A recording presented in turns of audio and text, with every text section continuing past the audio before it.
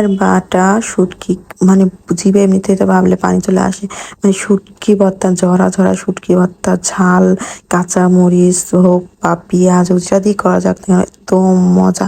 তো আমি বসে আছি মা কখন ভর্তা নিয়ে আসবে, তো ভর্তা নিয়ে চলে আসছে আর এখন আমি খাবো। আর এত গরম গরম ভাতের সাথে এতগুলো ভর্তা দিয়ে মানে বুঝতে যাচ্ছে না কি মজা।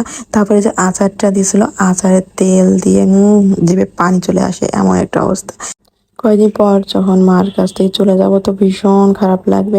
আর এই যে বললাম আমার খাওয়ার জন্য আরো বেশি খারাপ লাগবে। এখন কেউ আমার ছুঁচাও ভাবতে পারে, ছুঁচোও ভাবতে পারে, ইচ্ছা। কারণ আমি আসলে একটু বেশি খাওয়ার পটু।